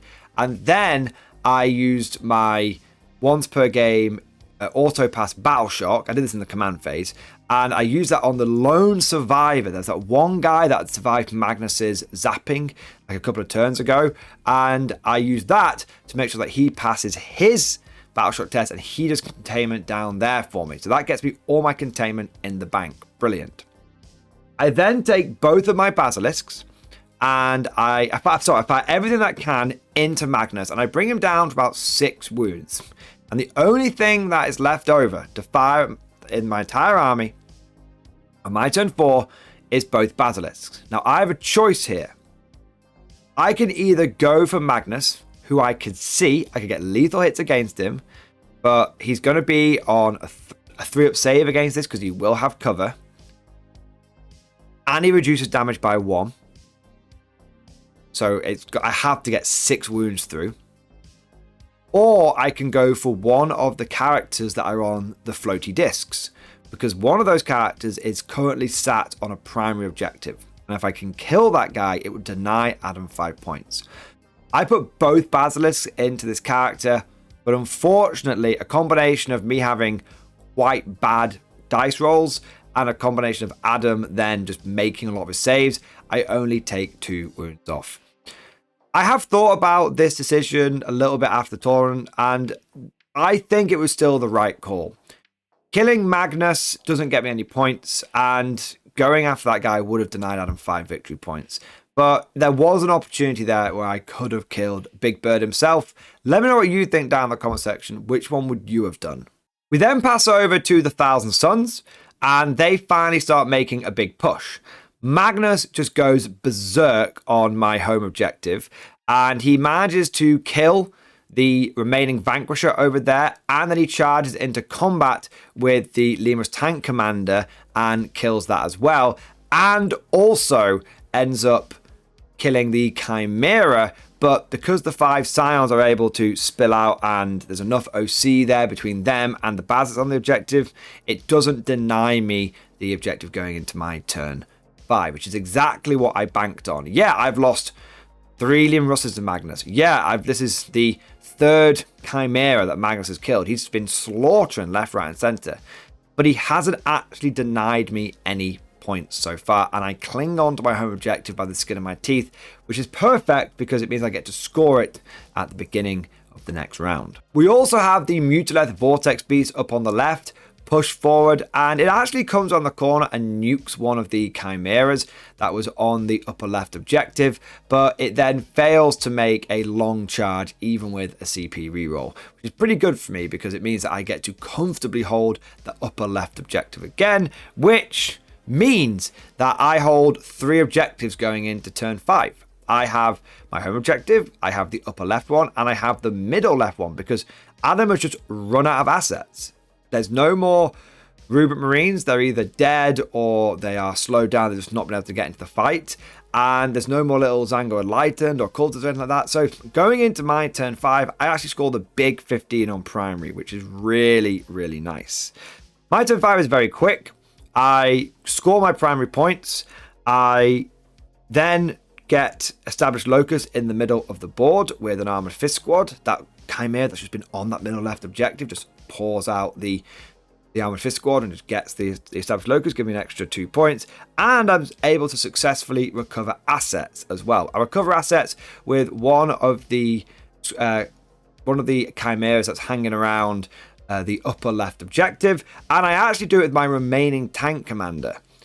What's interesting is it goes over to turn 5 for 1,000 Suns. They get their 15 primary as well. They're able to storm hostile objective, which is my home objective, and they're able to get containment as well, which gives them a huge 25-point boost. And with that massive influx of points in the final moments of the game, the overall score is 79 to the 1,000 Suns.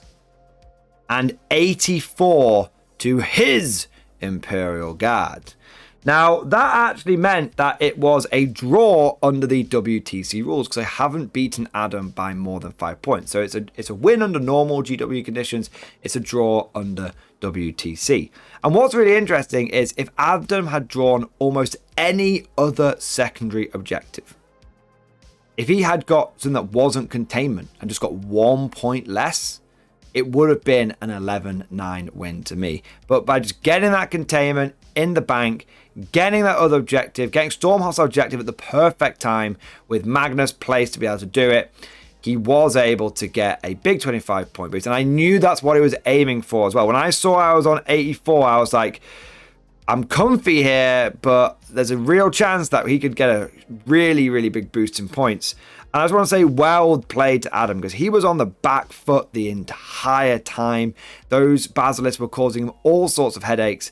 And I think to come back from the situation he was in and getting a draw is a phenomenal effort.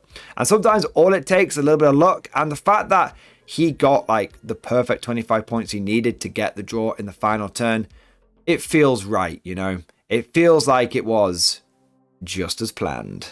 And what's even more incredible is overall for the round, our team managed to achieve a draw. That's right, we just gone onto top table. We had just gone into the Lion's Den and managed to come out with a draw, which is an amazing result considering that this was the team that had been running over everyone that was slated to win, just the team of the best players there. And I know I'm wanking my team off a little bit here, but I really just want to take a moment to say a big thank you to our opponents of this round, because every single one of them was an absolute gent to play against, and they were just playing at a really, really high level.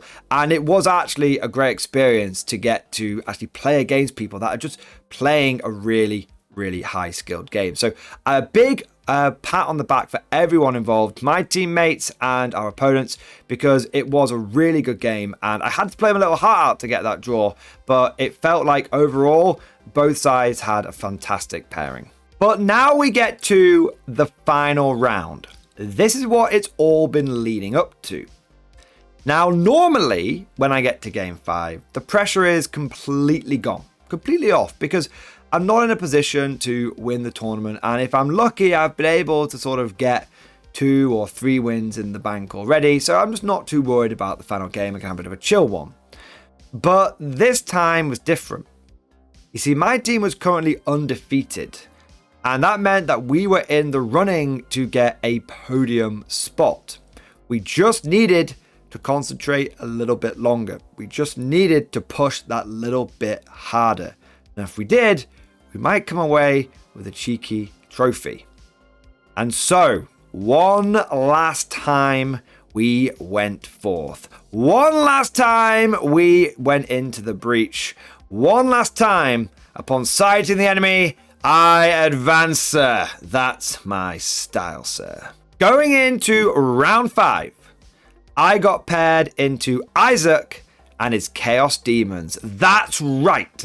Chaos 3 games in a row. Arguably 4 games in a row because those Dark Angels could have been fallen. Arguably 5 games in a row because those guardsmen could have been traitors. So Chaos 5 games in a row. And finally, we've defeated all of the mortal denizens, all of the minions of the Dark Gods. And we now had to take on their own personal demons. And Isaac was running a phenomenal list. It looked like a little bit of a meme, but it turned out to be a dream. It was pure monocorn. Now, I know what some of you are thinking. Mono Demon Corn? Was this guy even being real? Oh, he was all too real. Isaac had, as far as I'm aware, 20-0'd every opponent he had gone into in this event so far. And if I may give Isaac a big compliment, we've known each other a long time. Actually, the first battle port I ever did on YouTube was with Isaac. He is the best Demons player that I know.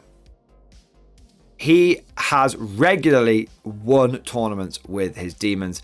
And to top it all off, he also is one of the people that organizes tournaments over at Just Play, which is my other favorite venue to go and play Warhammer.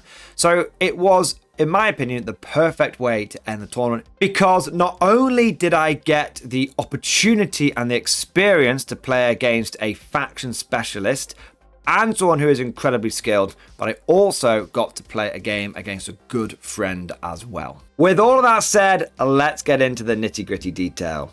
The mission was Scorched Earth. Appropriate. We're trying to scour this planet of chaos taint.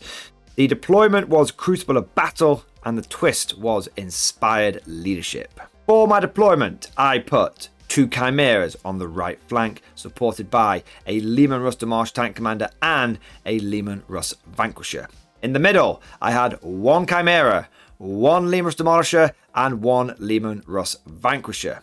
On the left-hand flank, I had 3 Chimeras and a Vanquisher, and I also had in the back corners my Basilisk, with one of them holding my home objective. As for Isaac's list and deployment, he had in his army Scarbrand, 2 Bloodthirsters, 2 units of Bloodletters, each one with a character attached, and then there were 3 units of Fleshhounds, and there were 2 Skull Cannons and 2 Rendmasters. For the deployment of these forces, Isaac started off by putting Scarbrand and one of the Bloodthirsters in reserve, along with both units of Bloodletters. Then on the table, on the left flank, he had a Skull Cannon, and then he had a unit of Corn Dogs holding his home objective and screening out a bit. In the middle, he had a Bloodthirster, a Rendmaster, and a Skull Cannon. And then on the right-hand flank, he had a unit of Corn Dogs, and he also had another unit of Corn Dogs hanging around the area as well. With both armies lined up, ready for this final clash of titans, we roll off to who goes first, and Skinwalker Mordian is apparently the 5th Chaos God, because I get to go first. Now, going first this game is a bit of a double-edged sword. On the one hand, it means I get to aggressively push forward, and that means I get to screen Isaac out. Also means I get to reduce his ability to easily get Shadow in the Warp in No Man's Land. On the other hand, by going first, it means at the end of my turn 1, Isaac can pick up several units, put them back into Deep Strike, and then bring them down in his turn 1 if he wants to. Now, many people, upon sighting a fast assault army who will literally turn me inside out in close combat, the approach might have been to not go balls to the wall, to play things a little bit cautiously. That's not my style, sir. I want to be aggressive. I've been aggressive all tournament. I have been pushing people with my overwhelming number of armored hulls, and I don't see any reason to stop now. If I play it too coy, if I play it too cautiously, in my mind, what's going to happen is I'm just going to get pinned in my deployment zone. I don't want that. I want to take the fight to the enemy. I want Isaac to be fighting where I want him to fight. So what I do is I take both Chimeras on the right-hand flank, and I push them down hard. And I have one straight away to one between scout move and move, get on to the objective on the right hand side. I have another Chimera just behind it, and that one isn't on the objective, but it's exactly sort of 9-10 inches away, so I can drive onto it next turn.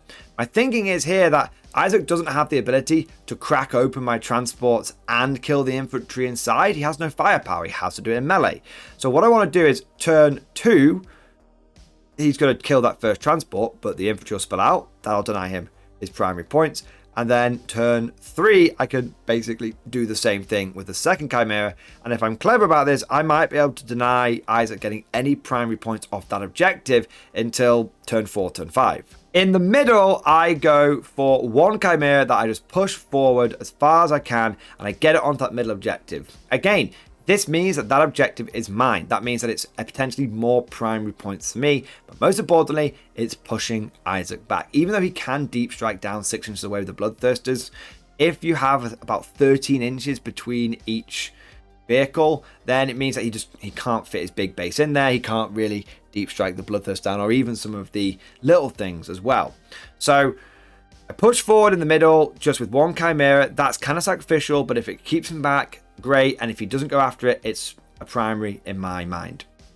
On the left flank, I lock that shit down. I make it very obvious from turn 1 that this is my objective and I don't want you coming near it. I push 3 Chimeras forward onto it in one go, and a Leman Russ Vanquisher behind as well. That is 4 pieces of armor and 30 infantry that is just holding down that one objective. For my shooting, I am actually able to get a really good angle with that Vanquisher on the left-hand flank. Thanks to move, I'm able to see one of the skull cannons. And I actually, between the Vanquisher and the Chimera softening it up, easily kill that skull cannon. That was a nice surprise kill that I got early on. I then have as one of my objectives marked for death, and I try to basilisk one of the other skull cannons down, but I don't quite manage it. I only need to slip 5 wounds through, but I just don't quite get the results that I want. I do get down to 2 wounds though, so it was pretty close. But that is my turn 1, and we then hand over to the demons. Turn 1 for the demons, and it's fast and furious.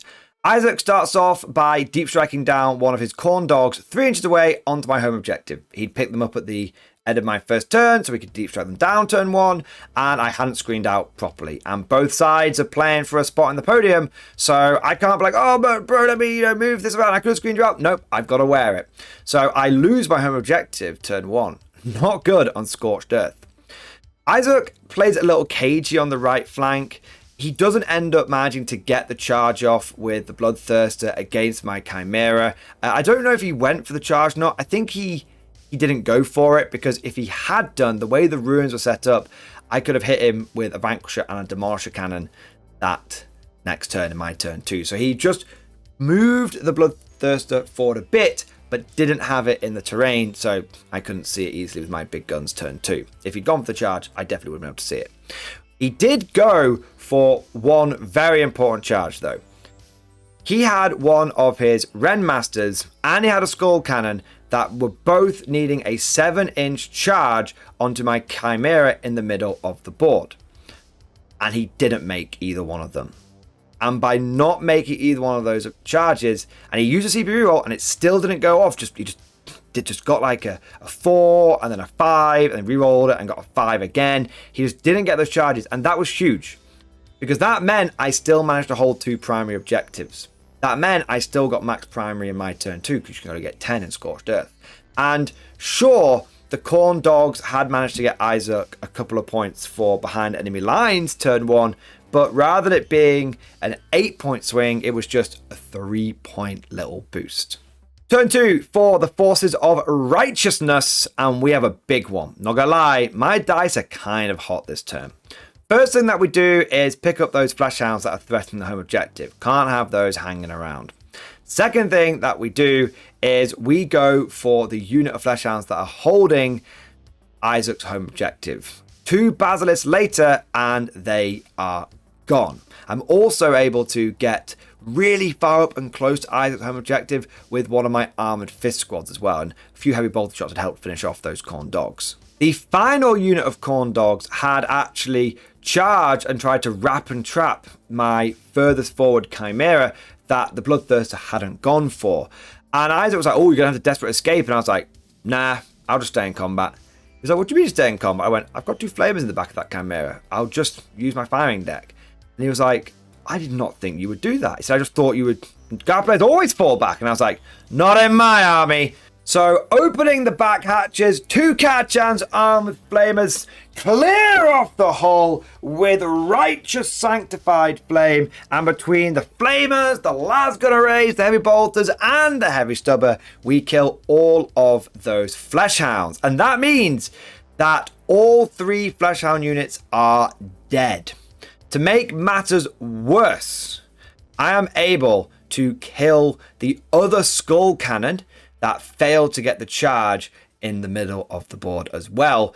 And I'm also able to really, really badly injure the other Rendmaster that had failed that charge as well. In fact, by the end of my turn 2, the only things that were left on the board for the Chaos side was 1 Bloodthirster and 1 very badly injured Rendmaster.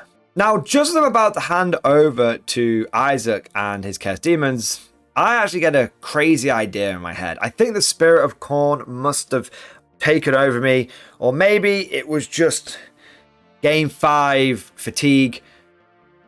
But I get in my head I should tank shot this Bloodthirster. Now, it had taken some damage from one of my other chimeras. It was on like 11 wounds.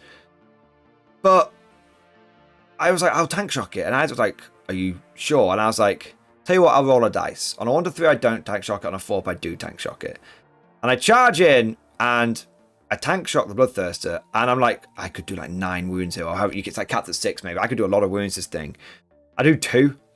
And in return, I lose my Chimera, and I've just made a huge mistake, potentially a game-losing mistake, because now Isaac doesn't have to have an extra turn to chew through like the Chimeras, and then to start, the whole idea of me, I'll stop him from getting primary till turn 4, that's gone out the window now. Isaac is almost guaranteed to get primary turn 3, and I basically just gave him 5 points for a couple of wounds on a Bloodthirster. I have to say, I thought in that moment, I had completely thrown the game away. And Isaac, being a good player, when he sees a mistake, he capitalizes on it.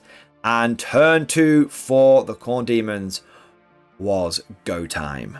Scarbrand does a 3-inch deep strike into my back line, and he can't charge turn, but he can get a big fat containment off.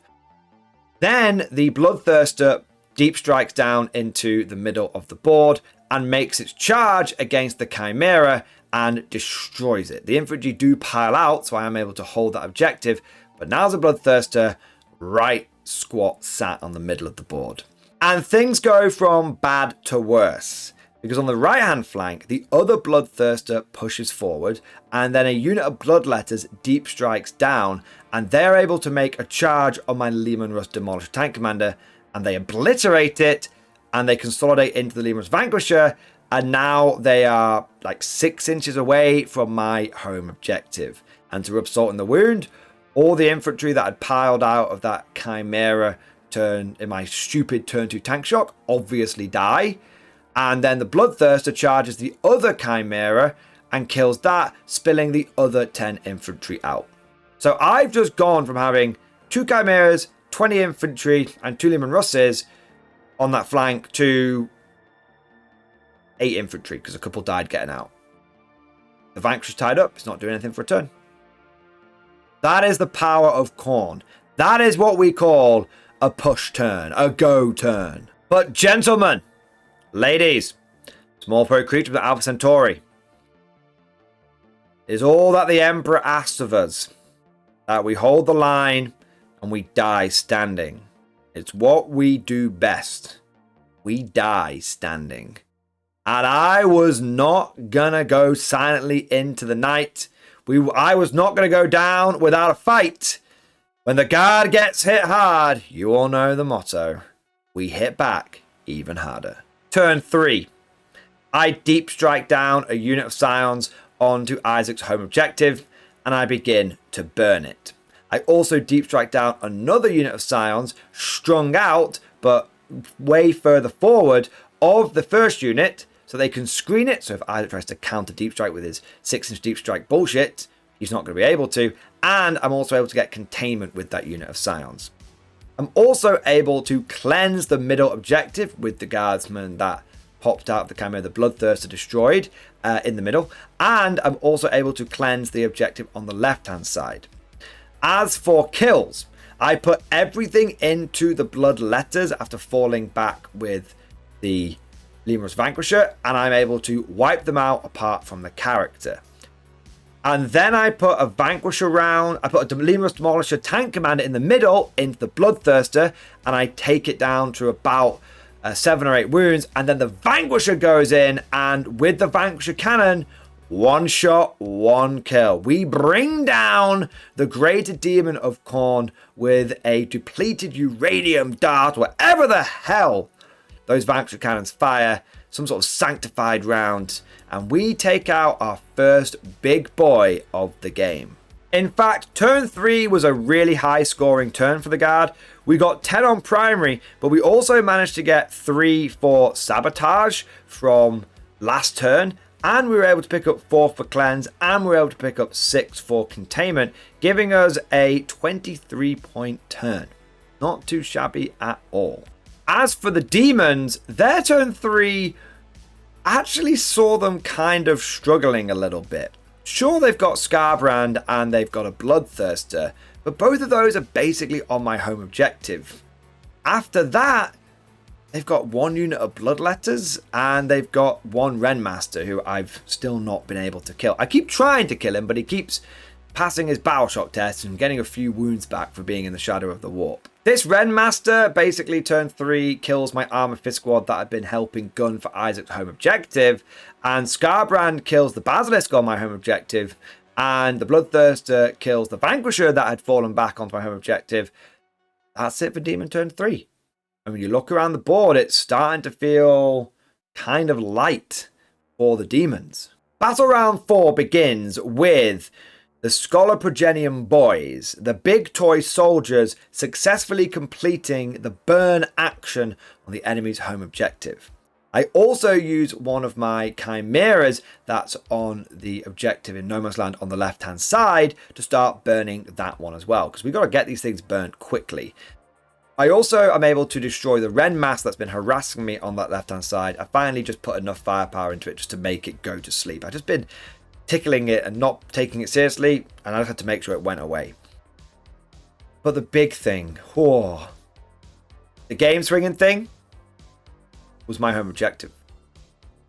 Now, Isaac had moved his Bloodthirster onto the ruin so that he could charge the Lemurus Vanquisher last turn, and he destroyed it. This meant that because he was in the ruin, he was wholly in the ruin, I could see him.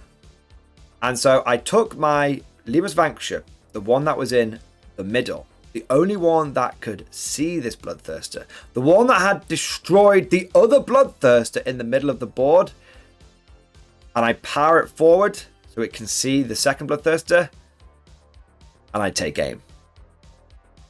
I fire the Stubber, Plasma, a las cannon, and all of it bounces off. Isaac just passes his saves, just going really well for him.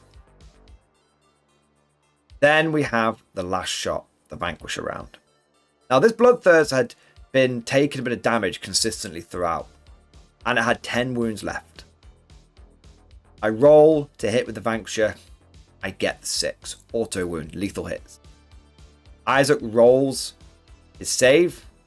He rolls a 1. He CP rerolls it. It lands on a 2. Isaac looks at me and goes, "Oh no." And I look at him back with a big grin on my face and go, "Oh yes." I roll the dice. Yeah, I know. You guys know what is coming. That sweet, sweet commissar face rears its head once again. It lands onto the 6, and we get boom! Headshot, scratch, second flat top, and this one vanquisher has slain 2 bloodthirsters in one game. And what makes this so poetic, what makes it so perfect, is this vanquisher is the one that I built all the way back in like 8th edition to represent Gatekeeper, to represent that relic battle cannon that was literally forged to fight the forces of chaos on Cadia. And so GW might have taken that relic away a long time ago, but we still know that Gatekeeper is real. It still exists in our hearts, and the spirit of Gatekeeper lived on in this game by slaying both of the big monsters. And honestly, guys, that was the shot that turned the game. Because by taking out both bloodthirsters, the only things that Isaac had left was Scarbrand and Held. That was it. And so Isaac's turn 4 and turn 5 are very quick. My turn 4 and turn 5 are very quick. I don't manage to kill Scarbrand, although I do injure him quite a lot. And by the time that I am done, by the time all the points have been tallied, and in fact I get 15 in the final turn as well. I get a lot of points in the final turn on primary, and I get area denial, and I get engaged in all fronts. Once all of the scores have been totted up, I am on 95 victory points. But Isaac had taken a secret mission, and he was actually able to complete a secret mission, which was get his warlord, Scarbrand, onto my home objective. And that gave him a huge 20-point boost at the end of the game. And he went from being on 53 points to 73 points. But despite heroic effort, it was not enough to deny the Emperor's True Fires. It was not enough to deny victory in his name. And so with Game 5 completed, we come to the end of the day and the end of the tournament. And once the dust had settled, the mechanized Vanquisher spam list had done way better than I expected.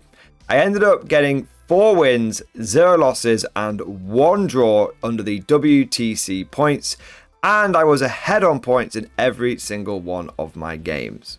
This meant that personally I came 5th in the tournament, and looking at the bigger picture, overall as a team, we came 2nd, with my teammates absolutely smashing it in all of their games as well. For those of you that are curious, the team that came first was the one that we were paired into round 4, the very, very good team when I played the Thousand Suns, and the reason they beat us is because overall they scored more battle points in their games. That was the tiebreaker. And if I may say, I'm incredibly proud of that result, both personally and as a team.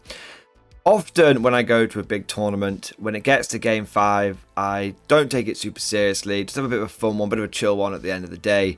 But I took every single game seriously this time, and I did that because I was on a team of people and I didn't want to let them down. And speaking of the team, they were amazing. Really great bunch of guys and girls. Absolute ton of fun to play alongside. And just a big shout out and a big thank you to all of those people again. Jack, Dave, and Josie. Awesome team. And I hope you'll have me back on again next time. Now, I know this video has gone on a little long already, but if I was to conclude with some final thoughts, just off the top of my head, what were the 3 or 4 things that I learned from this tournament? Firstly, the Vanquisher has incredible potential, both in its damage output and the ability to influence your opponent's deployment and in-game decisions. Secondly, I think Mechanized Guard is absolutely the way to go. I think it is the new Guard meta. I don't know if it'll be the new wider meta, but I have been saying since the beginning of 10th edition that we should be meching up no matter what faction you've got. If you can mech up, you should mech up. And Guard is a faction that has access to some very cheap transports and some very good vehicles, and we can spam a lot of tanks, and I feel like that's definitely starting to show its power, especially with the newborn soldiers. Speaking of the newborn soldiers, I love it. I think it's a really big boost for the Guard, and it was a ton of fun seeing those 6s popping up. If I was to say one negative thing about it, it just fundamentally feels wrong that tank commanders can't do it. When you roll a Leman Vanquisher and you get a few lethals, and then next you roll a Leman tank commander and for some arbitrary reason it doesn't, it just doesn't feel right. Last but certainly not least, my closing thoughts. I think this list was hugely aided by it being a team tournament. My captain did a phenomenal job of making sure I had good matchups and that I had good terrain for my list as well, making sure that there were some good fire angles for my vanquishers to lock down. I don't know how it would do in a singles event, and I'm not saying it would do worse. It very well may do very, very well, but I would hesitate to say that this is definitely the new top Guard army, and I hesitate to say that because I simply haven't tested it. But rest assured, it is something that I intend to do very soon. But of course, all of this is like my opinion, man. Let me know what you think down in the comment section below. What did you think of the list and the matchups that I had in this tournament? And what other kind of Guard armies do you want to see in future tournament reports? If you enjoyed today's video, then please go ahead and smash that like button. It is a huge help. It really boosts the video, the YouTube algorithm, and also subscribe to never miss an episode. Would you like to know more? If so, then please consider becoming a channel member or patron. By supporting the channel, not only will you be doing your part, but you'll also be helping me create more content for your viewing pleasure and unlocking a whole host of perks. You get everything from a badge next to your name, custom emojis, but the big one is access to the Mordian Glory Discord server, an online community with almost 2,500 active members. It's always popping off in the MG Discord. We've got channels for army lists, hobbying, tactics, stories, and even a pretty spicy meme section as well. For all you greenhorns that wanted to see the Mordian Glory Hole, today is your lucky day.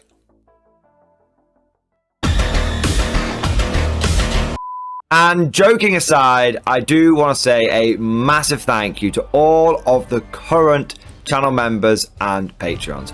You guys are amazing, truly the lifeblood of the channel. I could not do Mordian Glory full time without the incredible and generous support of my members, so thank you guys so much. And last but certainly not least, I want to say a personal thank you to all of my top tier Patreons. These are the War Masters, the people who have truly gone above and beyond the call of duty.